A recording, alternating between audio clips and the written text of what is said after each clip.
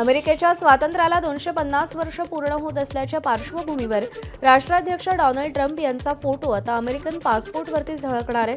अमेरिकेच्या परराष्ट्र विभागाने या संदर्भातली अधिकृत माहिती दिली आहे. परराष्ट्र विभागाने प्रसिद्ध केलेल्या या नवीन पासपोर्टच्या मुख्य पानावरती डोनाल्ड ट्रम्प यांचा चेहरा आणि त्यांची स्वाक्षरी सोनेरी अक्षरात असेल. त्याचबरोबर पासपोर्टच्या मागच्या पानावर जॉन ट्रम्बुल यांचं प्रसिद्ध डिक्लेरेशन ऑफ इंडिपेंडन्स हे पेंटिंग असेल. कोल्हापूर जिल्हा सहकारी दूध संघ अर्थात गोकुळवरती प्रशासक येणार आहे. मुंबईत महायुतीच्या नेत्यांसोबत झालेल्या बैठकीत मुख्यमंत्री देवेंद्र फडणवीस यांनी हे स्पष्ट केलंय. प्रशासक येऊ नये म्हणून धावाधाव करणाऱ्या महायुतीच्या नेत्यांचे प्रयत्न निष्फळ ठरलेत. 4 मे रोजी गोकुळच्या संचालकांची मुदत संपतीये. कोल्हापुरातून गेलेल्या गोकुळ संचालकांच्या शिष्टमंडळानं उपमुख्यमंत्री एकनाथ शिंदे यांची देखील भेट घेतली.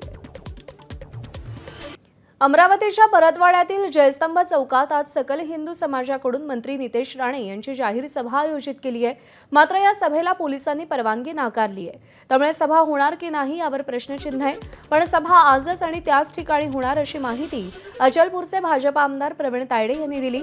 परतवाड्यात तरुणींचे व्हिडिओ काढून ते सोशल मीडियावर व्हायरल केल्याप्रकरणी पोलिसांनी एकूण 8 आरोपींना अटक केली आहे. यामध्ये 19 वर्षीय अयान अहमद हा मुख्य आरोपी आहे. बातमी रहेजा डेव्हलपरवरील कारवाईची. मुंबईतील रहेजा डेव्हलपरची 1100 कोटींची मालमत्ता ईडीनं जप्त केली आहे. हा तपास सुमारे 2400 कोटी रुपयांच्या कथित मनी लॉन्ड्रिंग प्रकरणाशी संबंधित आहे. ईडीच्या माहितीनुसार जप्त करण्यात आलेल्या मालमत्तांमध्ये एनए बिल्डवेल प्रायव्हेट लिमिटेड आणि रियासत पॅलेस लिमिटेड कंपन्यांचा समावेश आहे. नाशिकच्या मालेगाव तालुक्यातील वडगाव जवळ आज पहाटेच्या सुमारास 2 ट्रकची समोरासमोर जोरदार धडक होऊन भीषण अपघात झालाय. या धडकेनंतर दोन्ही ट्रकला आग लागली. आगीत दोन्ही ट्रक जळून खाक झालेत. अग्निशमन दल, पोलीस आणि स्थानिकांनी ट्रकमध्ये अडकलेल्या चालकाला सुखरूप बाहेर काढलंय. या घटनेमुळे परिसरात काही काळ भीतीचं वातावरण निर्माण झालं होतं. दरम्यान वडगाव परिसरात याच ठिकाणी वारंवार अपघात होत असल्यानं इथे कठडे आणि गतिरोधक उभारण्याची नागरिकांनी मागणी केली आहे.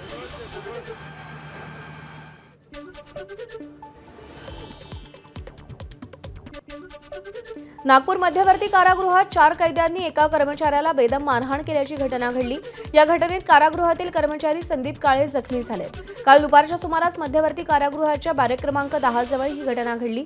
काही कैद्यांमध्ये शाब्दिक वाद सुरू असताना कारागृहाचे कर्मचारी संदीप काळे, तुरुंग अधिकारी संतोष मदने यांच्यासोबत त्या ठिकाणी गेले. वाद घालणाऱ्या कैद्यांना ताब्यात घेऊन वरिष्ठ तुरुंग रक्षक यांच्याकडे घेऊन जाताना अचानक 4 कैद्यांनी संदीप काळे यांच्याशी वाद घालत त्यांच्यावरती हल्ला केला. एका कैद्यानं धातू सदृश वस्तूनं काळे यांच्यावरती वार केल्यामुळे ते जखमी झालेत. त्यांना रुग्णालयात दाखल करण्यात आलं असून त्यांची प्रकृती सध्या स्थिर आहे. पुणे शहरात एकाच दिवशी 40 पिस्तूल परवाने पोलीस आयुक्त कार्यालयाकडून रद्द करण्यात आले. शहरातील कायदा व सुव्यवस्था बळकट करण्यासाठी पोलिसांकडून 40 परवाने रद्द करण्यात आले. उशिरा नोंदणी करणं, गुन्हेगारी पार्श्वभूमी विरोधातील तक्रारी, परवाना आवश्यक नसल्याच्या खात्रीनंतर ही कारवाई केली आहे. पिस्तूल परवान्याचा आढावा घेतल्यानंतर अनेकांना पिस्तुलाची आवश्यकता नसल्याचं समोर आलंय.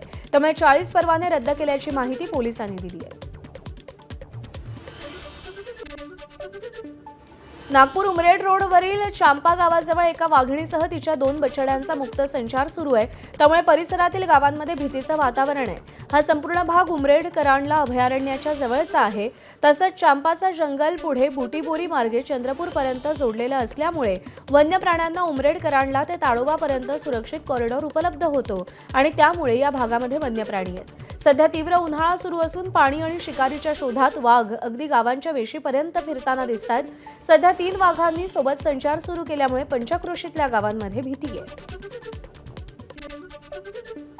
धाराशिवमध्ये साहित्यप्रेमींसाठी मोठी पर्वणी ठरणारे अखिल भारतीय मराठी साहित्य परिषद आयोजित 32व्या अखिल भारतीय नवोदित मराठी साहित्य संमेलनाचं उद्घाटन उपमुख्यमंत्री सुनेत्रा पवार यांच्या हस्ते होणार आहे.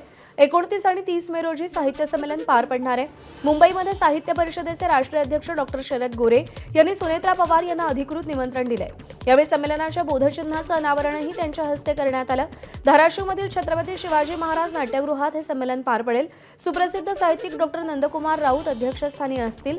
देशभरातील सुमारे 900 साहित्यिक या संमेलनामध्ये सहभागी होणार असून याआधी पु ल देशपांडे, जावेद अख्तर, शिवाजी सावंत, शरद पवार यांच्यासारख्या मान्यवरांनीही या संमेलनाचं उद्घाटन केलंय. एबीपी माझा, उघडा डोळे बघा नीट.